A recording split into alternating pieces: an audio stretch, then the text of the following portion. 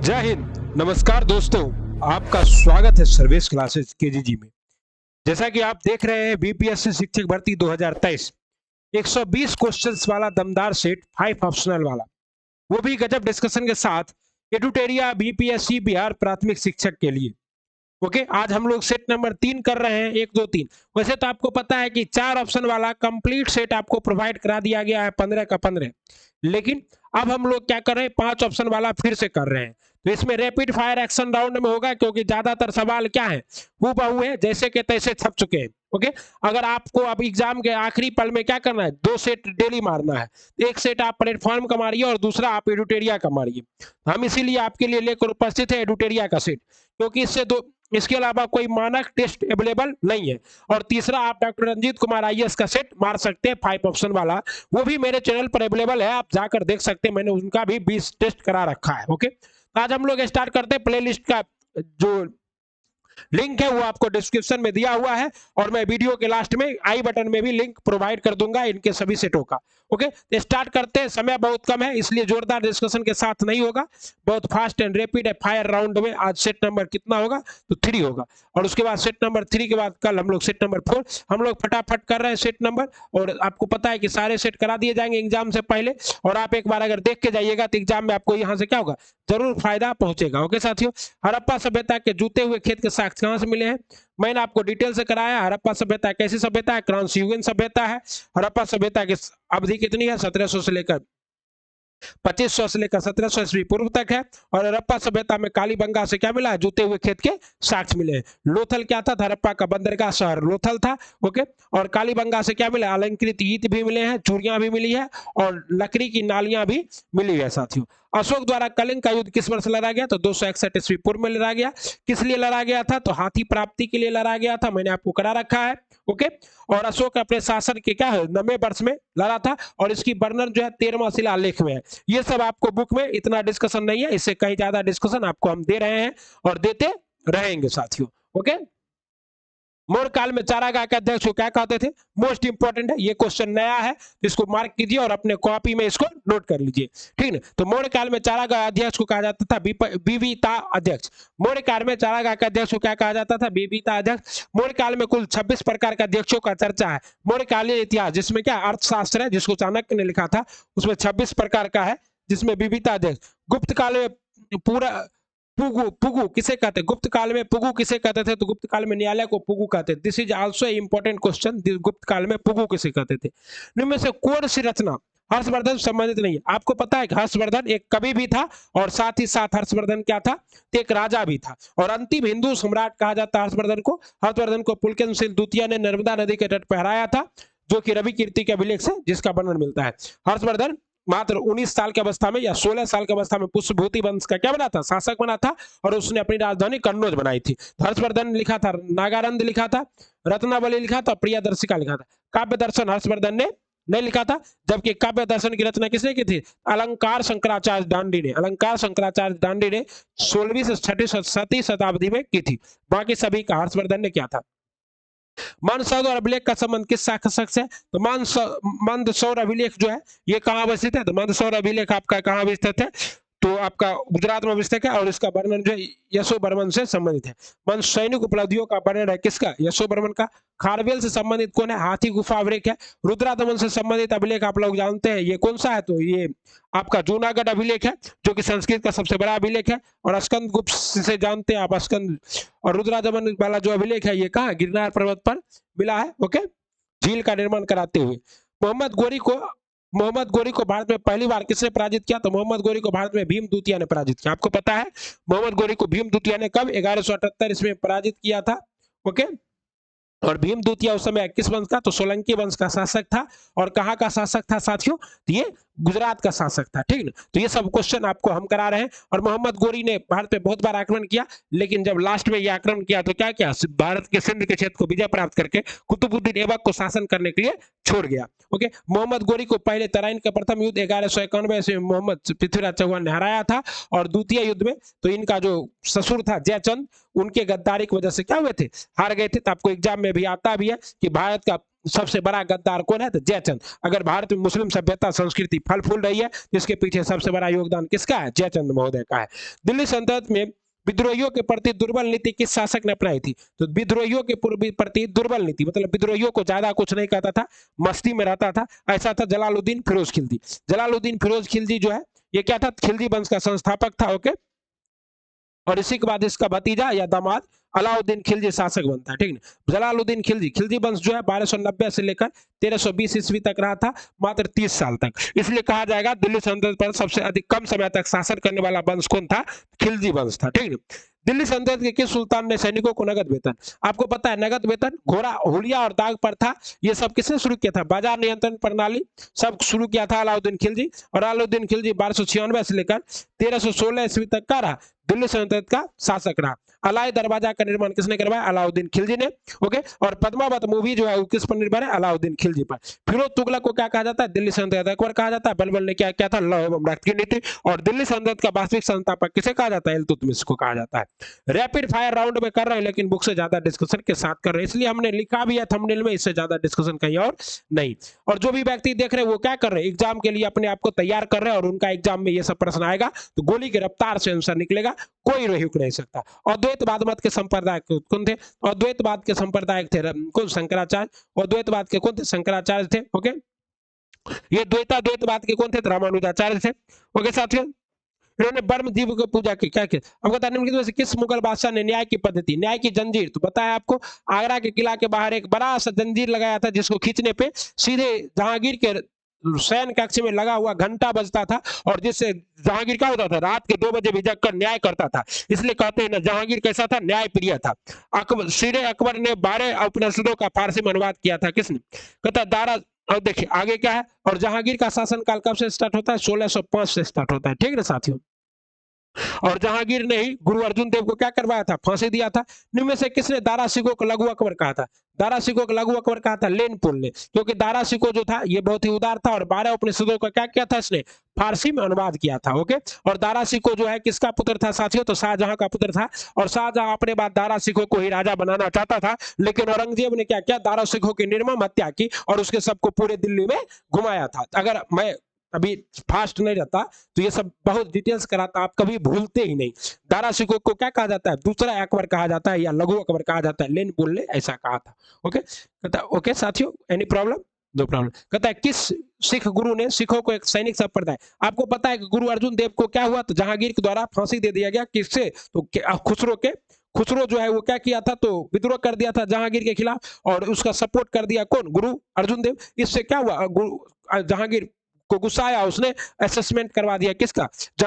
गुरु अर्जुन देव का, 5वें गुरु का। जिसके बाद जो 6ठे गुरु आए उनका नाम था क्या थे? गुरु हरगोविंद। और गुरु हरगोविंद ने क्या किया? तो गुरु हरगोविंद, और ये 9वें गुरु थे, इनको कौन मरवाया था? तो औरंगजेब बनवाया था। ये दूसरे नंबर के गुरु थे और ये क्या थे? 8वें नंबर के गुरु थे। ये सब हम आपको कराते रहते हैं डिटेल के साथ, आप हमारे चैनल पर जुड़िएगा। ये सब क्वेश्चन आपके लिए हलवा लगेगा, हलवा कभी भी खा जाइएगा। विजयनगर के किस शासक के काल में? अब्दुल रजाक। देखिए अब्दुल रजाक मोस्ट इंपॉर्टेंट है। अब्दुल रजाक विजयनगर के किस शासन के काल में? ये फारसी यात्री था अब्दुल रजाक। 1400 किसमें? 1443 ईस्वी में आया था। कब आया था? 1443 ईस्वी में आया था। ओके साथियों, और कहता है ये किसके शासन काल में आया था? तो देवराय द्वितीय। किसके शासन में? देवराय द्वितीय के शासन में आया था। तो मोस्ट इंपॉर्टेंट है इसको। हम लोग विजयनगर के जितने भी यात्री आए हैं, जैसे निकोलो का आंटी आया है, ओके, उसके बाद आपका जो भी आया है सबके बारे में करा दिए हैं। बांडीवास का युद्ध कब हुआ था? 1760 में हुआ था। और किसके किसके बीच में हुआ था साथियों? ये हुआ था आपका फ्रांसीसी और इंग्लैंड के बीच में, और अंग्रेज जीत गए थे और फ्रांसीसी की इसमें बुरी तरह हार हुई थी और इसके बाद फ्रांसीसी सत्ता क्या हो गई? समाप्त हो गई। तृतीय कर्नाटक युद्ध 1756 से 63, 1760 में बांडीवास की, जिसमें अंग्रेजों के फ्रांसीसियों की निर्णायक जीत हुई। अहमद शाह अब्दाली ने भारत पर प्रथम आक्रमण किस मुगल बादशाह? देखिए अहमद शाह अब्दाली भारत पर प्रथम आक्रमण मोहम्मद शाह रंगीला के शासन काल में करते हैं और लास्ट आक्रमण जो है वो आलमगीर द्वितीय के नेतृत्व में करते थे। मोहम्मद शाह रंगीला, जिसका नाम क्या था? मोहम्मद शाह रंगीला का नाम मोहम्मद शाह ही यहाँ है, यहाँ पर रंगीला जोड़ दीजिए क्योंकि बेचारा रंगीला बादशाह था, क्या रहता था? ज्यादातर हरम में रहता था। ओके, पलासी का युद्ध कब हुआ? पलासी का युद्ध आपको जानते हैं 1757 में हुआ था। किसके बीच में? अंग्रेज और सिराजुद्दौला के बीच में। सिराजुद्दौला जो है मात्र 23 साल के एज में क्या बना था? शासक बना था। और 23 जून 1757 को हुआ था, 23 जून 1757, और इसमें अंग्रेज जीत गया था। और अंग्रेज सेनापति कौन थे? लॉर्ड क्लाइव थे। और इसमें रंगा सियार की मदद से जीता था। रंगा सियार कौन था? मीर जाफर। फैजाबाद में 1857 के विद्रोह का नेता कौन था? फैजाबाद में अहमदुल्ला थे और इन पर कितना तो 50,000 रुपया का अंग्रेज ने क्या रखा था, इनाम भी रखा था, क्योंकि उन्होंने अंग्रेज के नाक में क्या कर दिया था, दम कर दिया था, नाक में दम। अहमद शाह अब्दाली के प्रथम के ओके ओके 1857 विद्रोह कहता है। आगे देखिए, किस इतिहासकार ने बंगाल में 1765 ईस्वी से लेकर 1772 ईस्वी के मध्य 1765 से लेकर 1772 ईस्वी के मध्य के काल को डाकुओं का राज कहा था? ये किसने कहा? के एम पर्रिकर ने। किसने कहा? के एम पर्रिकर ने 1765 से लेकर 1772 के काल को डाकुओं का काल कहा था। इकोनॉमिक्स हिस्ट्री ऑफ इंडिया के लेखक कौन है? इकोनॉमिक हिस्ट्री ऑफ इंडिया के लेखक है Ramesh Chandra Dutt. Ramesh Chandra Dutt. Poverty and in British rule in India के लेखक कौन है? दादा भाई नौरोजी। इतना डिटेल्स आपको सिर्फ और सिर्फ हमारे चैनल पर मिला। राष्ट्रवादी नेता रामचंद्र दत्त ने अपनी पुस्तक इकोनॉमिक हिस्ट्री ऑफ इंडिया 1901 में कब लिखा था? 1901 में लिखा था। ओके साथियों, धन निष्कासन के सिद्धांत का परिवर्तन किया था। कहता है किस अधिनियम के माध्यम से भारत ने शिक्षा पर 1 लाख रुपए खर्च करने का प्रावधान?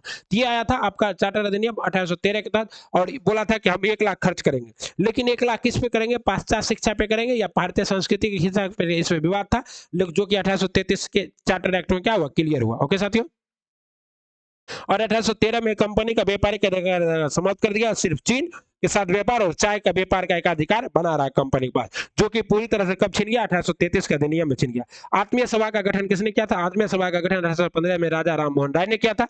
दयानंद सरस्वती ने 1875 में क्या किया था? ब्रह्म समाज की स्थापना की थी। उसके बाद आनंद मोहन बोस ने क्या किया था? तो आजाद हिंद फौज की स्थापना की थी 1942 में। ये सब आपको हमारे चैनल पर कराया जाते रहता है। आप क्या कर सकते हैं? क्वेश्चन को देखकर ही क्वेश्चन की खोपड़ी में छेद करने के काबिल हो सकते हैं। ओके, वेदांत सोसाइटी की स्थापना 1816 में, कोलकाता यूनिवर्सिटी कमेटी 1927 में, ब्रह्म समाज की स्थापना 1828 में। तो राजा राम मोहन राय को क्या है? राजा की उपाधि किसने दी थी? तो राजा को उपाधि अकबर द्वितीय ने दी थी। और राजा राम मोहन राय ये कैसे समाज क्या है? भारतीय स्वतंत्रता संग्राम के नेता हैं या समाज सुधारक है, जिनका मृत्यु कहाँ हुआ था? इंग्लैंड में, और इनका स्मारक कहाँ है? Bristol England. अलीगढ़ आंदोलन के संस्थापक कौन थे? अलीगढ़ आंदोलन के संस्थापक थे सर सैयद अहमद खान। सर सैयद अहमद खान अलीगढ़ आंदोलन के क्या थे? संस्थापक थे। और अलीगढ़ आंदोलन कब हुआ था? 1875 में हुआ था, जब दयानंद सरस्वती का चल रहा था तभी। ओके, और दयानंद सरस्वती इकलौते ऐसे हिंदू संत हैं जो कि जामा मस्जिद के ऊपर चढ़कर क्या किए थे? एड्रेस किए थे किसे?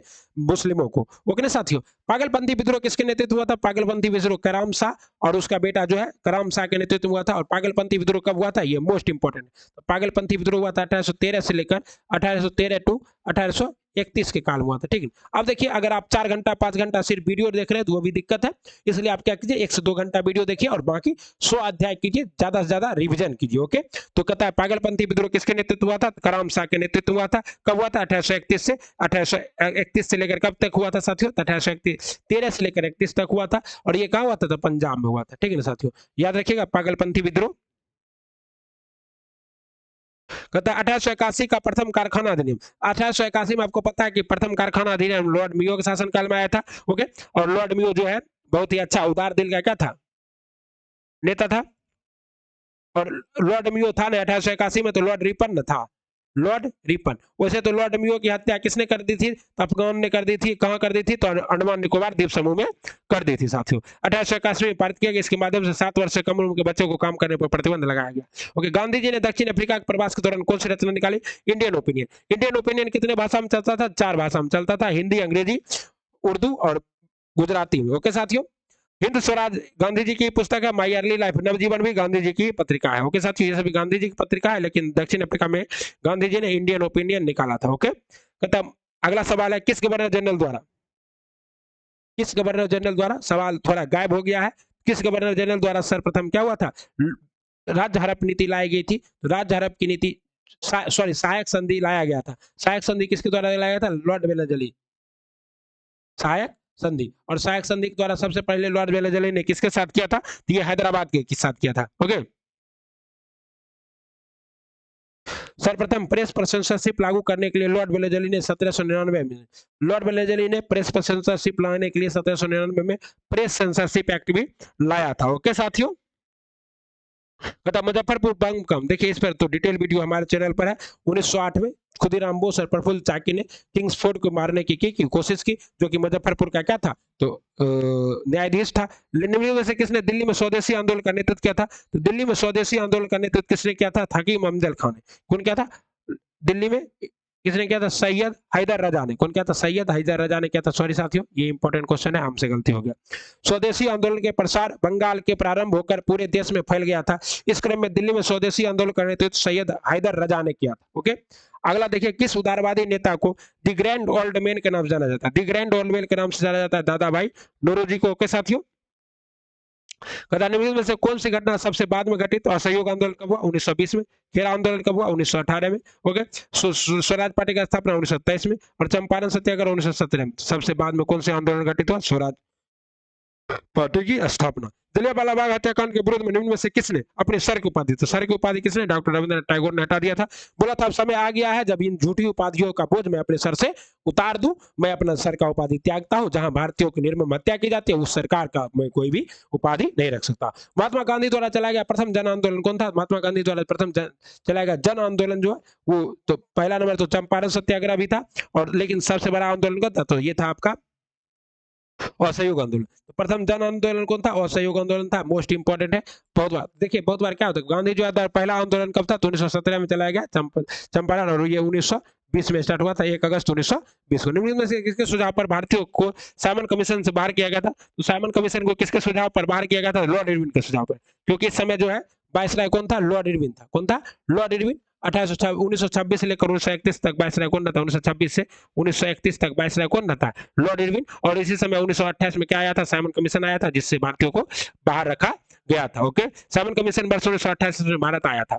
द्वितीय विश्व युद्ध कब शुरू हुआ? तो द्वितीय विश्व युद्ध जब जर्मनी ने पोलैंड पर आक्रमण कर दिया 1939 में, तभी शुरू हो गया। और जब 9 अगस्त, कल आएगा एक दिन बाद, 9 अगस्त 1945 को क्या हुआ? जब अमेरिका ने परमाणु बम गिराया जापान पर, तो उसी के साथ समाप्त हो गया था द्वितीय विश्व युद्ध।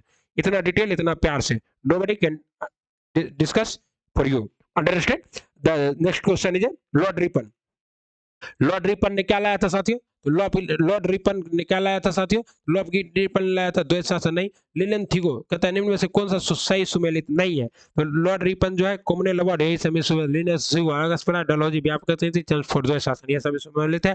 लॉर्ड रिपन को भारत का उद्धारक कहा जाता है। तो अच्छा चीज लाया था, कॉमनवेल्थ अवार्ड 1932 में। कौन लाया था? Ramsay McDonald. रेमजे मैकडोनाल्ड लाया था। और इस समय भारत का जो कौन था? भारत का जो क्या है आपका, भारत का जो वायसराय था लॉर्ड वेलिंगटन था। कौन था? Lord Wellington. लॉर्ड वेलिंगटन था। लॉर्ड वेलिंगटन का कार्यकाल 1931 से लेकर 1936 तक था। लॉर्ड वेलिंगटन का कार्यकाल 1931 से लेकर 36 तक था। इस समय जो भी घटना हुई थी लॉर्ड वेलिंगटन 1931 से 36, जैसे समन्वय अवज्ञा आंदोलन कहेगा, शुरू किसके शासनकाल में हुआ? तो लॉर्ड इरविन। खत्म किसके शासनकाल में हुआ? तो लॉर्ड वेलिंगटन। ओके, तो वेलिंगटन वाला याद रखना है। Okay, understand? Any problem? No problem, no doubt. Video को लाइक, सब्सक्राइब और शेयर करते रहिए। ओके, झंडा गीत निम्नलिखित में से किसके द्वारा लिखा गया था? झंडा गीत लिखा गया है साथियों। तो झंडा गीत लिखने वाले हमारे थे विजय विश्वविद्यालय श्यामलाल प्रसाद द्विवेदी। श्यामलाल प्रसाद के द्वारा, तो यह श्यामलाल नहीं है, तो आंसर हो जाए। बंकिम चंद्र चटर्जी जी ने वंदे मातरम लिखा, रविंद्रनाथ टैगोर ने जनगण मन लिखा। भिखाजी कामा को अभी हाल ही में 7 अगस्त को भिखाजी कामा ने क्या किया था? 7 अगस्त 1907 को जो है कहाँ पे? तो स्टुटगार्ट में, जर्मनी में क्या क्या था? झंडा फहराया था। मैथिली शरण गुप्त को क्या कहा जाता था? भारतीय संस्कृति का राष्ट्रीय कवि कहा जाता है। निम्नलिखित में से कौन सी कोविड-19 वैक्सीन डीएनए आधारित है? जाइकोव डी जो है कोविड वैक्सीन है जो डीएनए। कौन सा गठबंधन ऑपरेशन ग्रीन को कार्यान्वित करता है? ऑपरेशन ग्रीन को कार्यान्वित करने वाला गठबंधन कौन है? तो आपको पता है साथियों, ये है एनएएफईडी। एनएएफईडी, और इसका फुल फॉर्म क्या होता है? तो ऑपरेशन ग्रीन योजना खाद्य प्रसंस्करण उद्योग मंत्रालय है, जिसके कार्यान्वयन के लिए एनएएफईडी, इस ऑपरेशन के टमाटर, प्याज, आलू के अतिरिक्त ज्यादा नष्ट होने वाले 22 और भी कृषि उत्पादों को शामिल किया गया है। आर्थिक सर्वेक्षण किसके द्वारा प्रकाशित किया जाता है? वित्त मंत्रालय के द्वारा। और अभी वर्तमान में बिहार के मुख्यमंत्री कौन है? बिहार के मुख्यमंत्री है विजय सिन्हा, बिहार के वित्त मंत्री, और केंद्र के वित्त मंत्री है निर्मला सीतारमण। सर्व शिक्षा अभियान का उद्देश्य किस आयु वर्ग के बच्चे को शिक्षा प्रोत्साहित करना है? तो 6 से लेकर 14 वर्ष तक के आयु के बच्चे को शिक्षा प्रदान करना सर्व शिक्षा अभियान का लक्ष्य है। और ये जो कब जोड़ा गया? तो 2001 में आया था, लेकिन 86वां संविधान संशोधन 2002 के द्वारा इसको क्या किया? हमारे मौलिक अधिकार और मौलिक कर्तव्य में जोड़ा गया। लेकिन कहेगा सर्व शिक्षा अभियान की शुरुआत कब से हुई? तो शुरुआत हुई थी 2001 से। ओके, वन उद्योग जो खनिजों का उपयोग कच्चे माल के तौर पर करते हैं कहलाते हैं, वन उद्योग जो खनिजों का उपयोग कच्चे माल के रूप में करते हैं उन्हें क्या कहते हैं? उन्हें कहते हैं साथियों खनिज आधारित उद्योग या बेसिक उद्योग। क्या कहते हैं? खनिज आधारित उद्योग, खनिज आधारित उद्योग कहते हैं। ओके साथियों, कहता है निम्नलिखित में से कंद फसलों में किसे गरीब का मित्र कहा जाता है? तो गरीब क्या खाता है? अरे गरीब अमीर कहता है जब तक रहेगा समोसे में आलू तब तक गरीब खाता रहेगा आलू। ओके, कहता है भारतीय मौसम विज्ञान संस्थान कहाँ स्थित है? भारतीय मौसम विज्ञान संस्थान नई दिल्ली में स्थित। कहाँ स्थित है? भारतीय मौसम विज्ञान संस्थान नई दिल्ली। प्लाज्मा अनुसंधान संस्थान कहाँ? गांधीनगर। प्लाज्मा अनुसंधान संस्थान गांधीनगर में स्थित है। ओके, केंद्रीय कांच और मृतिका अनुसंधान संस्थान कोलकाता में है। ओके साथियों, और centre for DNA fingerprint and diagnostic centre Hyderabad में, और केंद्रीय वन अनुसंधान संस्थान देहरादून में है। कहाँ है?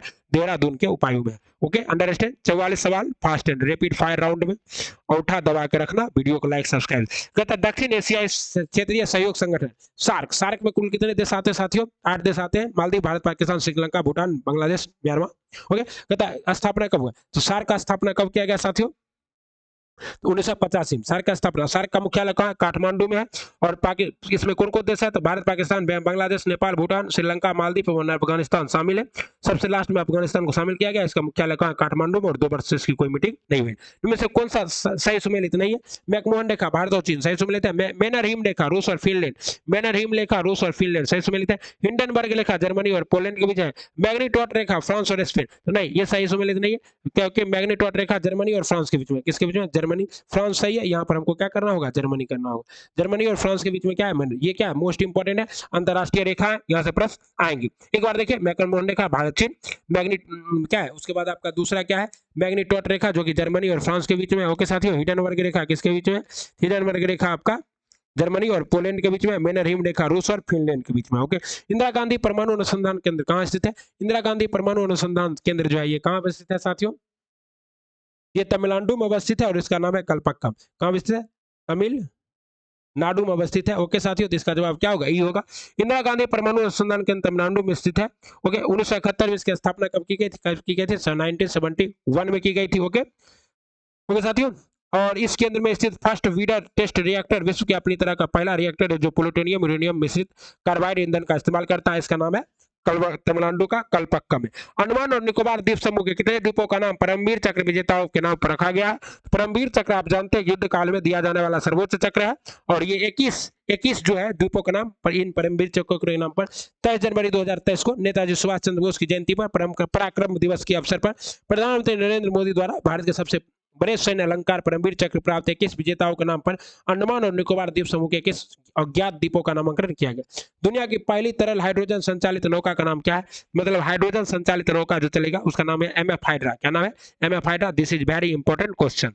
भारतीय अंतरिक्ष अनुसंधान संस्थान इसरो ने अपने 12 वर्ष पुराने उपग्रह मेगा टॉपनिक्स को किस महासागर में गिराया? देखिए 12 वर्ष पुराना उपग्रह था मेगा टॉपनिक्स, इसे कहाँ गिरा दिया गया? प्रशांत महासागर में। ओके, भारतीय अंतरिक्ष अनुसंधान संस्थान इसरो 10 मार्च 2023 को अपने 12वें पुराने पृथ्वी की कक्षा में प्रशांत महासागर में सफलतापूर्वक नीचे उतारा। इस उपग्रह को 3 वर्ष के लिए मौसम की जानकारी प्राप्त करने के लिए डिजाइन किया गया था, लेकिन इसने 12 वर्षों तक सेवाएं दी। बताइए, कहता है स्वितवीना रुबिका किस देश की नई प्रधानमंत्री बने? स्वितवीना रुबिका जो है ये कहाँ की बनी है? फिजी की बनी है। फिजी की नई प्रधानमंत्री कौन बने? स्वितवीना रुबिका। कहता है स्वितवीना रुबिका फिजी की नई प्रधानमंत्री चुनी गई है। ओके, और फिजी देश कहाँ अवस्थित है साथियों? तो दक्षिण अमेरिका महादेश में स्थित है। ओके, 12वें प्रधानमंत्री शपथ ली रुबिका 2021 में गठित फिजी के एक राजनीतिक दल पीपुल्स अलायंस की नेता है। ओके, कहता ऑस्ट्रेलियन ओपन 2023 को किसने जीता? नोवाक जोकोविच। ऑस्ट्रेलियन नोवाक जोकोविच, फ्रेंच नोवाक जोकोविच, ओके नहीं, विंबलडन नोवाक जोकोविच, और फ्रेंच किसने जीता? कार्ल्स अल्कराज ने। अभी फ्रेंच ओपन हुआ, इसको किसने जीता? कार्ल्स अल्कराज ने जीता है। हाल ही में किसे भारतीय संस्थान ने कृत्रिम हृदय तैयार करने में सफलता पाई है? मोस्ट इंपोर्टेंट है कृत्रिम हृदय सफलता, तो ये IIT कानपुर। IIT कानपुर ने क्या है? कृत्रिम हृदय बना दिया है। ओके साथियों, IIT मद्रास में दूध में मिलावट का पता लगाने के लिए पॉकेट फ्रेंडली डिवाइस विकसित किया। क्या चीज? पॉकेट फ्रेंडली डिवाइस, मतलब आप डिवाइस रखो और दूध वाला का क्या करो? जांच करो। किस वर्ष तक भारत में ऊर्जा स्वतंत्रता प्राप्त करने का लक्ष्य निर्धारित है? ऊर्जा स्वतंत्रता प्राप्त करने का लक्ष्य निर्धारित है 2047 तक। मतलब हम लोग आजादी के 100 साल जब पूरे होंगे तो हम लोग ऊर्जा स्वतंत्रता प्राप्त कर लेंगे। मृदु उत्तक एक प्रकार का क्या है? तो मृदु उत्तक एक प्रकार का सरल उत्तक है। मृदु उत्तक कीजिए वन टाइप ऑफ है सरल उत्तक। उसे उत्तक 2 प्रकार के होते हैं, विभज उत्तक, अस्थायी उत्तक भी 2 प्रकार के, सरल उत्तक और जटिल उत्तक। ओके, कथा निम्नलिखित कथनों पर विचार करें। कवक में क्लोरोफिल का अभाव होता है? बिल्कुल अभाव होता है, सही है, ये 100% सही। मशरूम बायोफाइटा के अंतर्गत आता है? नहीं। तो बताइए मशरूम किसके अंतर्गत आता है? मशरूम फंजाई जगत के अंतर्गत आता है। किसके अंतर्गत आता है मशरूम? फंजाई जगत के अंतर्गत आता है। शैवाल संवहनीय पौधा है, सही है। शैवाल कैसा? शैवाल संवहनीय पौधा है। ओके, शैवाल थेलोफाइटा के अंतर्गत आता है, जिसमें पौधे के शरीर के जड़ तना। शैवाल किस में आता है? तो ये थेलोफाइटा में आता है। शैवाल किस में आता है? थेलो फाइटा माता हो कि थेलोफाइटा वर्ग के पौधे का शरीर जड़ तना एवं पत्तियों में विभाजित नहीं रहता है। ये सही है। थेलोफाइटा वर्ग के जो जड़ तना और पत्तियों में विभाजित नहीं रहता है। हमको लगता है ऐसा सवाल क्या है, मोस्ट इंपॉर्टेंट है, आएगा। ओके साथियों, इसका जवाब क्या होगा? केवल एक और चार सही है, केवल एक और चार सही है। ओके, देख लीजिएगा इसको, ठीक ना। इसको क्या करना है, देख लेना, अच्छे से देखना है। ओके, कहता है निम्नलिखित में से विचार कीजिए। हो गया। कहता है अगला प्रश्न है, संक्रमित पेयजल पीने से, संक्रमित पेयजल पीने से फैलने वाला रोग कौन है? आप संक्रमित पेयजल पिएंगे तो आपको क्या हो जाएगा? हेपेटाइटिस हो जाएगा। क्या हो जाएगा? हेपेटाइटिस। हेपेटाइटिस को आपको क्या कहते हैं? दांत की बीमारी कहते हैं। हेपेटाइटिस वायरस के द्वारा होता है। ओके, इस रोग के संक्रमण का कारण संक्रमित भोजन के जल का सेवन करना। मलेरिया संक्रमक रोग प्लाज्मोडियम प्रोटोजोआ के कारण मच्छर के काटने से होता है। इसके संक्रमण का मुख्य कारण मादा एनाफिलीज मच्छर है। ओके, आइए, दुधारू पशुओं का रोग एंथ्रेक्स होता है। दुधारू पशुओं का रोग एंथ्रेक्स जो है ये बैक्टीरिया के कारण होता है। दुधारू पशुओं का रोग एंथ्रेक्स किसके कारण होता है? बैक्टीरिया के कारण होता है। रसांकुर पाया जाता है। रसांकुर इज सिचुएटेड इन, रसांकुर कहाँ पाया जाता है साथियों? तो रसांकुर जो है छोटी आंत में पाया जाता है, जिसको आप लोग विलाई कहते हैं, जो क्या करता है? भोजन का अवशोषण करता है। विलाई आप समझ रहे होंगे, लेकिन रसांकुर नहीं समझ रहे हैं। छोटी आंत तीन भागों में बटा होता है, कहते हैं ग्रानी, जुजेनम और इलियम। ओके, जेजुनम और इलियम। छोटी आंत में इलियम के रसांकुर पाए जाते हैं। ओके, आवासीय शोषण कोशिका के किस भाग में होता है? तो कहता है अवायवीय शोषण। अवायवीय शोषण जब भी होगा कोशिका धर्म में होगा। कहाँ होगा? कोशिका धर्म में। जब आप ज्यादा दौड़ते हैं या खेलते हैं तो क्या होता है? अवायवीय शोषण हो जाता है और इसमें लैक्टिक अम्ल बनता है, जो आपको 2 एटीपी तक ऊर्जा दे देता है। या इसको क्या कहते हैं? पायरुविक अम्ल। क्या कहते हैं? पायरुविक अम्ल कहते हैं। ओके साथियों, कहता है जब फाइब्रोजन प्लाज्मा से अलग हो जाता है तो फाइब्रोजिन रहित प्लाज्मा को क्या कहते हैं? इसे कहते हैं सीरम। क्या कहते हैं? सीरम कहते हैं। ओके, जब हल्के पीले रंग का चिपचिपा द्रव है सीरम। प्लाज्मा में उपस्थित प्रोटीन प्लाज्मा प्रोटीन कहलाता है, जिसमें प्रमुख है फाइब्रिनोजन, प्रोथ्रोम्बिन या हेपेरिन। ये रक्त का थक्का बनाने में सहायक होता है। ओके, कहता है एस्ट्रोजन स्थापित होता है। एस्ट्रोजन किससे स्थापित होता है? एस्ट्रोजन आपको पता है कैसा है? मादा जनन अंग है, मादा जनन हार्मोन है एस्ट्रोजन। ओके, और पुरुष पुरुष जनन हार्मोन क्या है? टेस्टोस्टेरोन है। टेस्टोस्टेरोन विष्टन से, और एस्ट्रोस्टेरोन क्या होता है? तो एस्ट्रोजन जो है मादा के जनन अंग से क्या होता है? निकलता है। कि आप मादा जनन अंग नहीं है, तो इससे जवाब क्या होगा आपका? ई होगा, ठीक ना। एस्ट्रोजन मादा जनन अंग से निकलने वाला क्या है? यह मादा लैंगिक अंगों का विकास, मादा लक्षणों के विकास और मानसिक चक्र के निधान में अनुकूलन में सहायक होता है। ओके साथियों, अगला सवाल देखिए आपके स्क्रीन पर है। नर युग्मक तथा मादा युग्मक के संयोग से बनता है, नर युग्मक और मादा युग्मक के संयोग से जायगोट का निर्माण होता है। ओके साथियों, कहता है मूल भौतिक राशियां कितनी है? तो मूल भौतिक राशियां है 7। निम्न से कौन सा कथन असत्य है? असत्य कथन की पहचान करना है।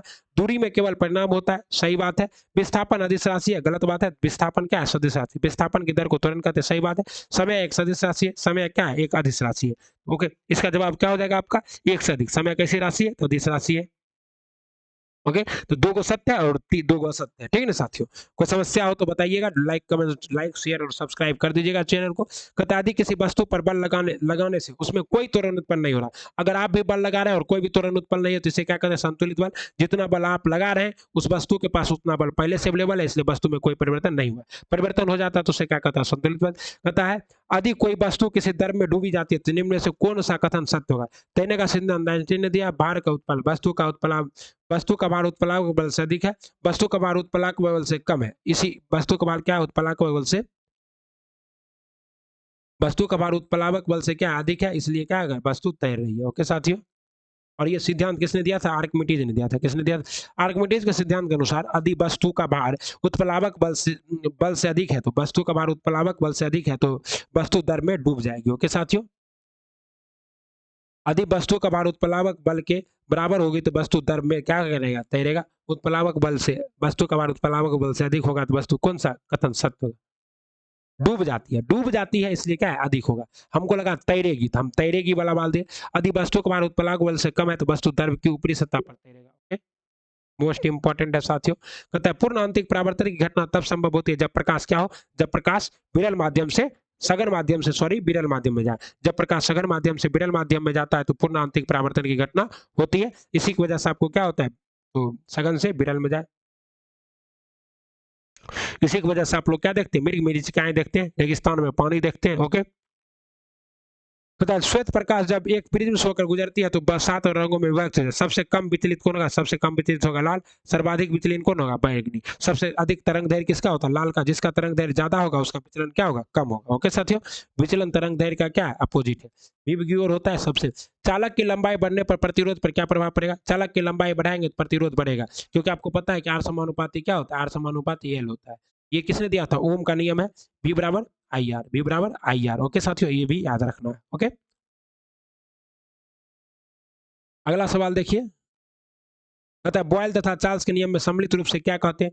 बॉयल और चार्ल्स के नियम को सम्मिलित रूप से कहते हैं गैस समीकरण। क्या कहते हैं? गैस समीकरण कहते हैं। पीबी बराबर क्या होता है? पीबी बराबर एन आर टी। ये किसने दिया था हमें? तो बॉयल्स ने दिया था। ओके, बॉयल्स तथा चार्ल्स के नियम को सम्मिलित रूप से गैस का नियम कहते हैं, यह समीकरण जो किसी गैस को क्या कहते हैं? निश्चित द्रव्यमान में दाब आयतन कहता है। अगला देखिए, कहता है शुद्ध समुद्र के जल में नमक को किस विधि द्वारा मिलाया जाता है? अलग किया जाता है? तो बाष्पीकरण विधि द्वारा। किस विधि द्वारा? बाष्पीकरण विधि द्वारा समुद्र के जल से नमक। कहता है एक्वा रेजिया में हाइड्रोक्लोरिक अम्ल का नाइट्रिक अम्ल का अनुपात है। हाइड्रोक्लोरिक अम्ल 3 होता है और नाइट्रिक अम्ल क्या होता है? 1 होता है। 3:1 में। ठीक है ना साथियों? 3:।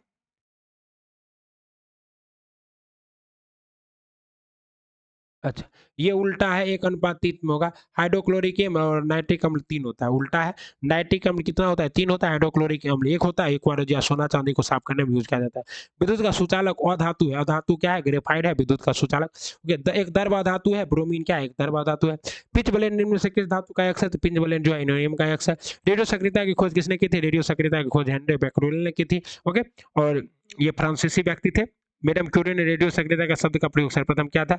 और मैडम क्यूरी का फिजिक्स और जो क्या थी भौतिकी, दोनों के क्षेत्र का, भौतिकी और रसायन दोनों के क्षेत्र का नोबेल पुरस्कार मिल चुका है। भारतीय संविधान के संसद के दोनों सदनों की संयुक्त बैठक का प्रावधान किस देश के संविधान से लिया है? संयुक्त बैठक का प्रावधान हम लोगों ने कहां से लिया? ऑस्ट्रेलिया से। मोस्ट इंपोर्टेंट है, संयुक्त बैठक का प्रावधान हम लोगों ने कहां से लिया? ऑस्ट्रेलिया से लिया है। और संयुक्त बैठक का प्रावधान किस में? आर्टिकल 108 में। ओके, कहता है राज्यपाल को पद की शपथ किसके द्वारा दिलाई जाती है? तो विधानसभा, भारत के मुख्य उच्च न्यायालय के मुख्य न्यायाधीश के द्वारा। भारतीय संविधान के किस संशोधन अधिनियम, भारतीय संविधान के किस संशोधन अधिनियम द्वारा पंचायती राज संस्थाओं को संवैधानिक दर्जा दिया गया? 73वां संविधान संशोधन। संघ लोक सेवा आयोग की रिपोर्ट किसको प्रस्तुत करनी होती है? संघ लोक सेवा आयोग की रिपोर्ट जो है, ये संघ लोक सेवा आयोग की रिपोर्ट जो है, ये किसको प्रस्तुत करना होता है साथियों? ये प्रस्तुत करना होता है आपको, बताइए बताइए बताइए, राष्ट्रपति को। किसको? संघ लोक सेवा आयोग की रिपोर्ट किसको प्रस्तुत किया जाता है? राष्ट्रपति को प्रस्तुत किया जाता है। ओके साथियों,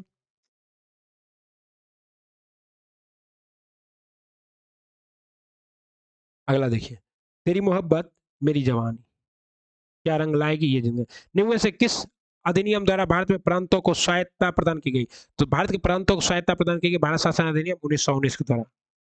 ओ भाई गॉड, भारत के प्रांतों को स्वायत्त द्वैत शासन दिया गया था। प्रांतों में स्वायत्ता प्रदान की गई थी भारत शासन अधिनियम 1935 के द्वारा। भारत शासन अधिनियम 1935 के द्वारा। ओके साथियों, डैश का मतलब है कि सर्वोच्च न्यायालय मामले मामले और उसमें शामिल कानूनी मुद्दों पर पुनर्विचार करेगा। सर्वोच्च न्यायालय मामले सी, भारत सरकार अधिनियम 1935, भारत सरकार अधिनियम 1935 के द्वारा। ओके, अच्छा, डैश का मतलब है कि सर्वोच्च न्यायालय मामले और उसमें शामिल कानूनी मुद्दे पर पुनर्विचार करेगा। तो अपीलीय क्षेत्राधिकार क्या है? अपीलीय क्षेत्राधिकार है ये सर्वोच्च न्यायालय का। ओके, कहता है संविधान, भारतीय संविधान का अंतिम व्यवस्थापक कौन होता है? भारतीय संविधान का अंतिम व्यवस्थापक होता है सर्वोच्च न्यायालय। सर्वोच्च न्यायालय का प्रावधान किसमें था? आर्टिकल 124 से स्टार्ट होता है, आर्टिकल 145 में समाप्त होता है। आर्टिकल 132, 133 एवं 228 में संविधान की व्याख्या करने का अंतिम अधिकार सर्वोच्च न्यायालय को दिया गया। किसमें? आर्टिकल 132 में, 32, 133 और 228 में। समाजवादी अर्थव्यवस्था में उत्पादन के सभी कारक किसके स्वामित्व और नियंत्रण में रहते हैं? समाजवादी अर्थव्यवस्था में उत्पादन के सभी कारक किसके? राज्य के। समाजवादी अर्थव्यवस्था में उत्पादन के सभी कारक किसके स्वामित्व और नियंत्रण? राज्य के। महानवोराबिस मॉडल का संबंध किस पंचवर्षीय योजना के साथ जोड़ा गया? महानवोराबिस मॉडल जो है द्वितीय पंचवर्षीय योजना के साथ जोड़ा गया। ओके, कहता है जनगणना 2011 के अनुसार भारत में सर्वाधिक ग्रामीण जनसंख्या किस राज्य की है? बिहार में सर्वाधिक ग्रामीण जनसंख्या बिहार की है। कहाँ की है? बिहार की।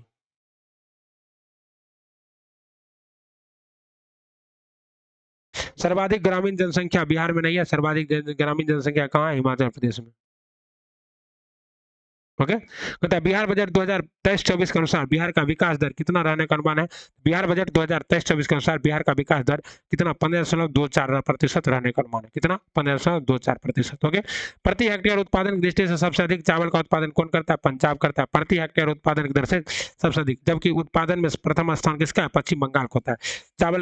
चावल की खेती बिहार के रोहतास में भी होती है। ओके, पश्चिम बंगाल में 3 तरह का चावल होता है, अमन, ओस और बोरो। कहता है सूची 1 का सूची 2 के साथ मिलान करें। जिम कॉर्बेट नेशनल पार्क कहाँ, उत्तराखंड, इसका नाम होगा रामगंगा नेशनल पार्क। दफा दफा कहाँ है, दम्फा जो है मिजोरम में है। रणथंबोर कहाँ है, राजस्थान में। बांधवगढ़ कहाँ है, मध्य प्रदेश में। बांधवगढ़ कहाँ है, मध्य प्रदेश में। इस तरह से आपका सही जवाब क्या है साथियों, तो सी है। ओके, आप लोग देख लीजिएगा। जिम कॉर्बेट कहाँ है, उत्तराखंड में, जो कि भारत का पहला नेशनल पार्क है। उसके बाद बांधवगढ़ कहाँ है, मध्य प्रदेश में। दम्फा कहाँ है, मिजोरम में। दम्फा वन्यजीव अभ्यारण्य मिजोरम। रणथंबोर वन्यजीव अभ्यारण्य राजस्थान।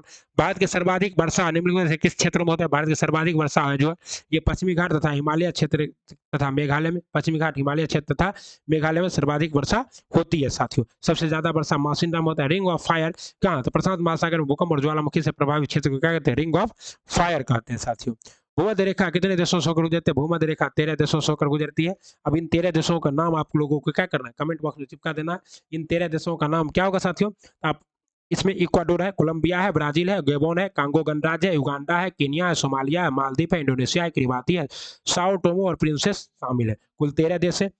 3 महाद्वीपों से गुजरता है, अफ्रीका, एशिया और दक्षिण अमेरिका से। ओके, 3 महासागरों से गुजरता है, अटलांटिक महासागर, प्रशांत महासागर और हिंद महासागर से। निम्नलिखित धाराओं में से कौन सी ठंडी जलधारा है। तथा महासागरीय धाराओं में ठंडी जलधाराएं क्या है, तो यहाँ आपको पता है खम्बोल्ट की जलधाराएं क्या है, ठंडी जलधारा है। फॉकलैंड की जलधारा, ठंडी जलधारा उच्च अक्षांश से निम्न अक्षांशों की ओर चलती है, यानी कि ध्रुव से विषुवत रेखा की ओर चलने वाली जलधारा है ठंडी जलधारा होती है। इसके उदाहरण हम्बोल्ट या पेरुवियन की धारा, ओसियोरी की धारा, कैलिफोर्निया की धारा, अंटार्कटिका की धारा। तो कैलिफोर्निया की धारा ठंडी है, लेब्राडोर की जलधारा ठंडी है। ओके, फॉकलैंड की जलधारा, उसके बाद फॉकलैंड की जलधारा ठंडी है। उसके बाद क्या है, बेंगुल, ये सभी जलधाराएं क्या है, ठंडी जलधाराएं। इसलिए में से निम्न में से कौन सा देश कैस्पियन सागर से सीमा नहीं बनाती है। आपको पता है कि कैस्पियन सागर विश्व का सबसे बड़ा क्या है, आपका विश्व का सबसे बड़ा झील है। और इससे कौन सा देश सीमा नहीं बनाता, इराक सीमा नहीं बनाता है। इनमें से किस जिले की सीमा रेखा की लंबाई सबसे पश्चिम बंगाल के साथ सर्वाधिक लगती है। पश्चिम बंगाल के साथ सर्वाधिक सीमा रेखा लगता है किसका, पूर्णिया का। किसका, पूर्णिया का सर्वाधिक सीमा रेखा लगता है पश्चिम बंगाल के साथ। ओके साथियों, पश्चिम बंगाल के साथ कटिहार, पूर्णिया और किशनगंज पश्चिम बंगाल के साथ सीमा, जिसमें सबसे कम पूर्णिया जिला पश्चिम बंगाल के साथ सीमा साझा करती है। सबसे कम पूर्णिया, तो क्या है, बंगाल सबसे कम स्पर्श करती है पूर्णिया। सबसे अधिक कौन करेगा, किशनगंज। और 2 नंबर पर कौन है, किशनगंज 1, पूर्णिया कटिहार 2 और पूर्णिया 3। 3 को लगवे करता है, लेकिन सबसे कम किसका लगता है, पूर्णिया का। सबसे ज्यादा किसका लगता है, किशनगंज। निम्न में से किस राज्य में सर्वाधिक पायराइट पाए जाते हैं। पायराइट सर्वाधिक बिहार में पाया जाता है। अपना बिहार पायराइट में नंबर 1 है। ओके, भारत का लगभग 95% पायराइट बिहार में पाया जाता है। और बिहार में ये कहाँ पाया जाता है, कैमूर और रोहतास में पाया जाता है। बिहार राज्य में पायराइट का एकमात्र उत्पादक देश है। वर्तमान में बिहार में प्रधान रूप से चूना पत्थर, पायराइट, चीनी मिट्टी, फ्लेसफर, सोना आदि। अगला सवाल है, पता है 2011 की जनगणना के अनुसार बिहार में सर्वाधिक लिंगानुपात किस जिले में, गोपालगंज में। सबसे कम लिंगानुपात जिले कहाँ है, मुंगेर में। भारत का सबसे लंबा राज्य जलमार्ग कौन है, तो भारत का सबसे लंबा राष्ट्रीय जलमार्ग ये कहाँ से है, इलाहाबाद से लेकर हल्दिया तक है। ओके, इसकी लंबाई कितनी है, तो 1620 किलोमीटर। ओके साथियों, शून्य रेखा क्या कहलाती है साथियों, त्रिपुरा में और बांग्लादेश के बीच की रेखा क्या कहलाती है, शून्य रेखा कहलाती है, जीरो लाइन। अब देखिए 80 का 50% का 90%, कुछ नहीं करना है। 80 गुना 50/100 गुना 90/100, इसको सॉल्व करना है। जब इसको सॉल्व करिएगा आपका जवाब आएगा 36, जो कि नहीं है, तो आपका क्या होगा, ये होगा 9 + 2 रूट 14 का वर्गमूल क्या होगा, 9 + 2 रूट 14 का वर्गमूल नहीं होगा, तो इसको आप लोग लग सकते हैं 3 का स्क्वायर प्लस 2 इंटू रूट 14 का मान कितना रख सकते हैं, 7। तो 7 का स्क्वायर। ओके, 7 का स्क्वायर कितना होगा, 7। 2 + √7, 2 + √7 होगा, क्या होगा, 2 + √7। इसको 2 + 7 + 2 √7 के रूप में लिखा जा सकता है। ओके, तथा एक तैराक धारा के प्रतिकूल 30 किलोमीटर धारा के अनुकूल 40 किलोमीटर दूरी तय करती है। ओके, यदि प्रत्येक स्थिति में उसे 5 घंटे लगते हैं धारा के गति। देखिए, जब धारा के अनुकूल प्रतिकूल जा रहा है 30, धारा के अनुकूल जा रहा है तो 40, यानी कि क्या है 30/5, इसका 4 निकल जाएगा 6, 30 40/5, इसका निकल जाएगा 40 बटे कितना हाँ 5 8, तो 8 में से 6 घटा दीजिए, कितना आएगा 2, और 2 में 2 से भाग दीजिए तो 1 किलोमीटर प्रति घंटा हो जाएगी। धारा की चाल कितनी हो जाएगी? धारा की गति क्या होती है? 1/2 गुना अनुकूल गति माइनस प्रतिकूल गति। तो अनुकूल गति माइनस प्रतिकूल बटी बटी 2 ओके। कहते हैं एक्स और वाई के दो अनुपूरक कौन है? तो एक्स और वाई 7 8 से थे, 8 और 7 कितना? 8 7 15, अनुपात 15 का मान है 90, 15 छक्का 90, 6 का मान तो 7 7 7 छक 42 और 8 7 56, 42 और 56 आएगा। कहता है y माइनस 1 का मान कितना है? y माइनस x का मान, तो 56 में से 14 घटा दीजिए, या अनुपात में 8 में से 1 घटा दीजिए, अनुपात 1 का मान कितना है? 15 छक्का, अनुपात 1 का मान कितना है? 12। अच्छा अनुपूरक कौन है? अनुपूरक कौन तो क्या होगा? 12 होगा। क्या होगा? 12। 180 में भाग करना है, 180 भागा 15 करना है। ओके साथियों, में 36 उम्मीदवारों के लिए 7 दिनों का पर्याप्त भोजन है। 36 उम्मीदवार खाएगा, 7 दिन खाएगा, कोई दिक्कत नहीं। 6 उम्मीदवार ने 2 दिन के बाद परिसर छोड़ दिया। 6 उम्मीदवार ने क्या किया? 2 दिन के बाद परिसर छोड़ दिया, यानी कि 2 दिन तो खा लिया। 36 उम्मीदवार तो 7 दिन में क्या किया? 7 दिन में 2 दिन इसने खा लिया। किसने? एक उम्मीदवार ने 2 दिन बाद परिसर छोड़ दिया, तो 36 गुना, अब कितना था? 36 गुना 5 दिन का था, लेकिन क्या हुआ? 2 दिन बाद परिसर, बचा हुआ भोजन कितने दिनों तक चलेगा? तो अब बचा हुआ भोजन कितना है साथियों? 30 गुना डी। अब आदमी कितना है? 30 है, 6 आदमी ने छोड़ दिया, इस दोनों को गुना कर देंगे, 30 से इसको काट देंगे, 5 से 5 छक्का 30, 5 एकम 5, 6 से 7 8 36, कितना दिन चलेगा? 6 दिन चलेगा। कितना दिन चलेगा? 6 दिन चलेगा। क्लास टेस्ट में 23 के बजाय रवि ने अंक के गलत ग्रुप में 93 लिख दिया। इस गलती की वजह से कक्षा में औसत अंक में आधे की वृद्धि हो गई। कितने की वृद्धि होगी? आधे की वृद्धि हो गई। मतलब लिखना था कितना उसको?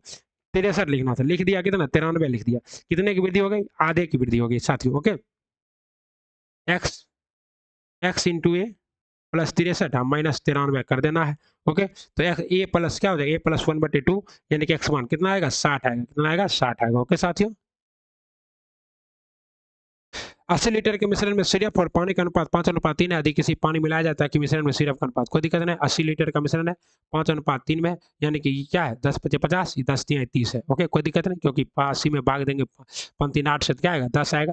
ये 10 × 5 कितना है? 50 है, ये 10 × 30 है। अब कहता है सिरप में कितना मिलाया जाए कि क्या हो जाए? सिरप और पानी का अनुपात 5:6 हो जाए। ये तो 5 का 5 है, ये 6 हो जाए, यानी कि क्या? ये तो 50 है, ये 10, 50 का मान 10, 10 से का 60, तो 30 लीटर और पानी मिला दीजिए, काम हो जाएगा। 150 रुपये पर 2 वर्ष के लिए प्रति वर्ष 10% की दर से वार्षिक चक्रवृद्धि ब्याज समझित है। ब्याज की दर क्या कीजिए? आपको पता है ए बराबर क्या होता है? पी इंटू 1 प्लस आर बटे 100 पे पावर टी। सबसे बेसिक फार्मूला है ये, इसको लगाइए। जब सब कुछ दिया रहे तो ये फार्मूला लगाकर हम लोग झटपट कार्यक्रम कर देंगे। 220.50 जो 220.50 होगा। एक संख्या 30% की वृद्धि की जाती है और फिर 25% की कमी की जाती है। तो ये भी फार्मूला लगा दीजिए। 30 plus 30 minus 25 plus minus minus 25, 30 30 गुना 25, 30 गुना 25/100। ओके, और इसका निकाल दीजिए, कितना आएगा? 2.5% की कमी हो जाएगी। ओके साथियों, कहता दिए गए व्यंजक का मान ज्ञात कीजिए। दिए गए व्यंजक का मान क्या होगा साथियों? तो इसको तो आपको सॉल्व करना है, बोर्ड मास का सवाल है। बोर्ड मास का सवाल हम क्या बताए? 674। कितना होगा? 674 होगा। 674। आप लोग जब ऐसे सवाल को सॉल्व कीजिएगा, जवाब नहीं आएगा तो ई मारने से घबराइएगा मत। इसीलिए बहुत सारे सवाल का जवाब क्या दिया गया? ई दिया है।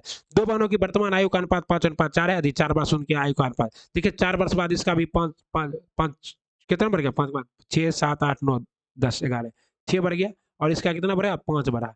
दोनों का अगर 6 बढ़ता तब तो हम लोग एक के बार में मान लेते, कोई दिक्कत नहीं, अनुपात 6 का मान 4, लेकिन नहीं बढ़ा, दोनों का एक नहीं बढ़ा, तो देखिए 5:4 है, 5:4, अब बढ़ के कितना होगा? 11:9। इसमें 2 से गुना कर दीजिए, 5 दूना 10, 4 दूना 8। अब दोनों का एक एक बढ़ रहा, अनुपात 1 का मान कितना है? 4 है। तो छोटी बहन के वर्तमान आयु कितनी है? 4 वर्ष उनकी आयु का अनुपात कितना हो जाएगा? 4 वर्ष बाद होगा। छोटी बहन कितना? 9 चौका 36, और 36 में से 4 घटा दीजिएगा तो छोटी बहन का आयु कितना आ जाएगा? 32। ओके, कोई दिक्कत नहीं। कहता है निम्नलिखित श्रेणी में लुप्त संख्या ज्ञात कीजिए। लुप्त संख्या ज्ञात करना, देखिए 21 है, इसको आप 2-3 चरण में बनेगा। 21 यहाँ अंतर निकाल लीजिए 9, यहाँ अंतर निकाल लीजिए 130 का हो रहा है, यहाँ अंतर निकालिए कितने का हो रहा है? तो 130 299, अंतर को नीचे जाना है, नीचे जाते जाते आपका क्या आएगा? 983 आएगा। ये थोड़ा टफ है। कहता है 7 3 3 21 12 15, 7 3 3 21 12 15। देखिए 7 7 गुना 3 21, 21 गुना 3 63, 63 गुना 3 गुना 4 12, 3 चौका 12, 12 चौका 48, और 48 चौका कितना होगा साथियों? तो 48 चौका होगा 192। क्या होगा? 192, 192 सही जवाब है। ओके, नीचे दी गई श्रृंखलाओं में से एक क्रम दिया गया, इनमें से गलत संयोजन की पहचान करिए। देखिए 325 है। ओके, 325 क्या हो रहा है? माइनस, यहाँ पर इधर से आते हैं, इधर से ठीक रहेगा क्योंकि इधर छोटा है, -11 है, उसके बाद -22 है, उसके बाद -33 है, उसके बाद माइनस कितना है? -44 है, उसके बाद -55 है, यहाँ पर -66 होना चाहिए, लेकिन -66 नहीं है, इसलिए क्या है हमारा यही गड़बड़ है। ये क्या है गड़बड़ है। वैसे तो हम 15 सेट आप लोग को प्रोवाइड कर दिए हैं, आप लोग बना लिए होंगे।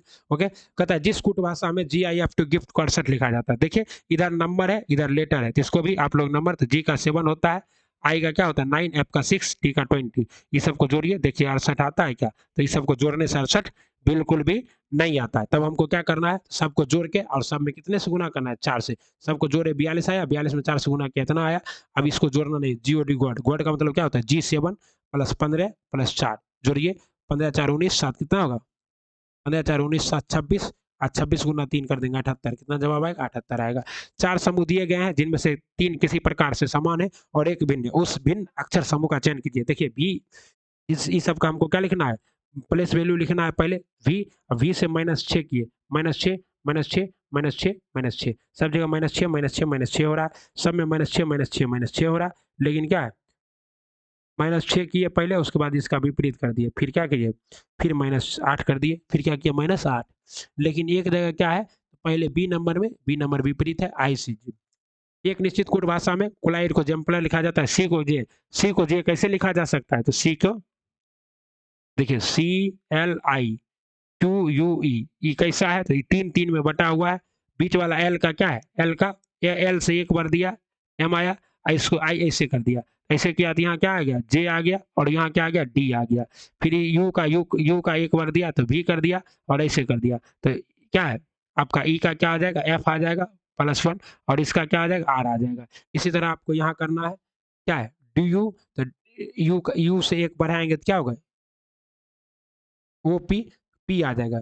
पी क्या है किसी में नहीं है, सिर्फ ए में है, तो इसलिए डायरेक्ट भी हम लोग ए मार सकते हैं, पूरा करने का जरूरत नहीं है। उपयुक्त का क्रम ज्ञात कीजिए, दिए जाए अंग्रेजी शब्दमाला के अनुसार, तो इसमें कोई ना है 3 2 4 1, 3 2 4 1 तो सब जानते हैं आप लोग। राहुल अपने घर से क्या है, राहुल अपने घर से निकला, क्या है राहुल अपने घर से निकलता है। ओके साथियों, कितना किलोमीटर चलता है, पहले 7 किलोमीटर चला, फिर कितना चला 9 चला, फिर कितना चला 6 चला, फिर 11 चला, फिर 13 चला। ओके, तो कहता है राहुल अपने घर से किस बिंदु की ओर है, तो उत्तर की ओर है, लेकिन कितना दूरी पर है, तो इस दूरी को निकालना है। देखिए ये 7 है, ये 9 है, ये 6 है, ये 11 है, तो ये 9 + 6, 11 + 9, 11 + 9 कितना हो जाएगा 20, 11 + 9 कितना हो जाएगा 20। उस विकल्प का चयन करें जो तीसरे शब्द से उसी प्रकार संबंधित है। प्रफुल्लित, प्रफुल्लित का उल्टा क्या होता है उदास, बहादुर का उल्टा क्या होता है डरपोक, बहादुर का उल्टा क्या होता है कायर होता है। ओके साथियों, ये था आपका BPSC शिक्षक भर्ती। ओके, BPSC शिक्षक भर्ती का मोस्ट इंपॉर्टेंट। ओके, अब हम सेट नंबर 3, अब हम लोग मिलेंगे कल सेट नंबर 4 के साथ। तब तक आप लोग पढ़ते रहिए राधे राधे, बंदे मतलब शिव शिवाय, नमस्तुभ्यम, जय श्री राम।